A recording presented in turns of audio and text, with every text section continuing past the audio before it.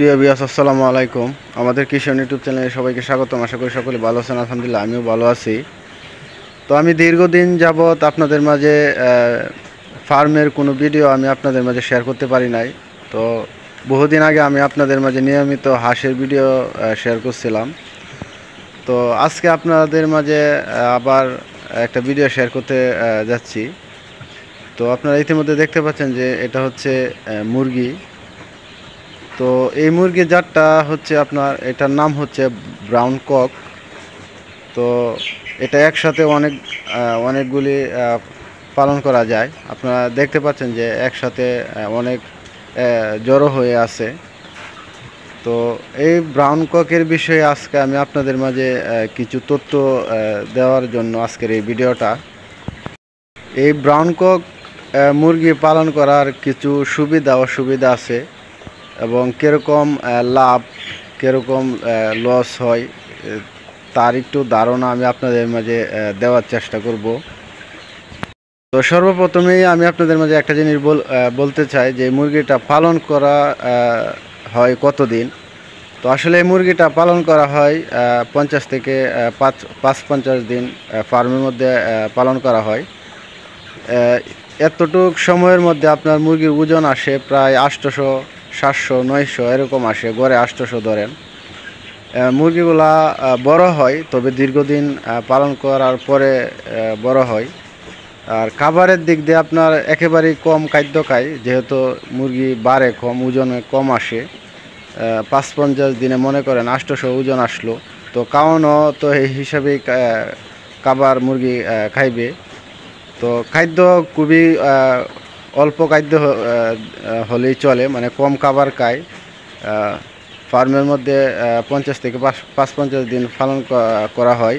ওজন আসে 800, 900 এরকম ওজন আসে। দেখতেছেন এখানে প্রায় 3000 মুরগির তোলা হয়েছিল। তো 3000 বাচ্চার মধ্যে আপনার প্রায় 180টা বাচ্চার মতন মারা গেছে। তবে এটা যে বাচ্চাটা মানে অসুখ হয়ে যাবে, সেই বাচ্চাটা মারা যাওয়ার সম্ভাবনায় 90% বা 80% হয়ে যায়। ওষুধ খাওয়ার পর ওই বাচ্চাটাকে বাঁচানো অসম্ভব হয়ে যায়। মানে যে বাচ্চাটা রোগ হয়ে যায় সেটা মারা যাওয়ার সম্ভাবনাই বেশি থাকে। আর বাচ্চা যদি আপনি যত্ন সহকারে সঠিকভাবে আপনি লালন পালন করতে পারেন, তাহলে বাচ্চা ক্ষতি হবে কম। এখানে মাত্র আপনার 3000 বাচ্চার মধ্যে প্রায় 180টা বাচ্চার মতন মারা গেছে।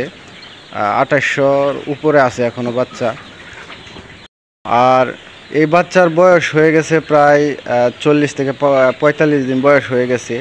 আর অল্প কিছুদিন পালন করা হবে, তারপরে এগুলি বিক্রি করে দেওয়া হবে।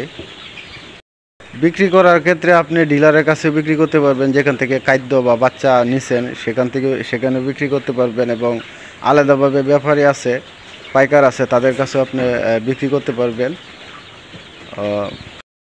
তো আসলে এই বাচ্চাগুলি বিক্রি দেওয়ার পরে আবার অন্য জাতের বাচ্চা নেওয়া হবে। তো শীত সিজনে বেশিরভাগই হাঁস পালন করা হয়। আর শীতের বাহিরে আপনার বিভিন্ন জাতের মুরগি, আসলে এক জাতের ব্রয়লার মুরগি যেটা, মানে এটা সারা বছর পালন করা হয় না। আর আমি আপনাদেরকে এই পরামর্শটা দিতে চাই যে আপনারা যারা ফার্মের মধ্যে শুধু ব্রয়লার মুরগি লালন পালন করে থাকেন, তাদেরকে বলবো যে এক লাগা আপনার 12 মাসে আপনার ব্রয়লার মুরগি পালন করবেন না। পাকে আপনি অন্য জাতের বাচ্চা নেবেন, তার জন্য আমি মনে করি আপনার ভালো হবে। তো আজকের মতন এখানে বিদায় নিচ্ছি। আর যদি আপনারা কিছু জানতে চান, অবশ্যই কমেন্টে বলবেন, আমি চেষ্টা করব আপনাদের কমেন্টের উত্তর দেওয়ার জন্য। আর আমার জন্য দোয়া করবেন, আমি যেন সবসময় আপনাদের মাঝে থাকতে পারি এবং নিয়মিত আপনাদেরকে কৃষি বিষয়ে তথ্য দিতে পারি। তো সকলে সুস্থ থাকবেন, ভালো থাকবেন। আল্লাহ হাফেজ।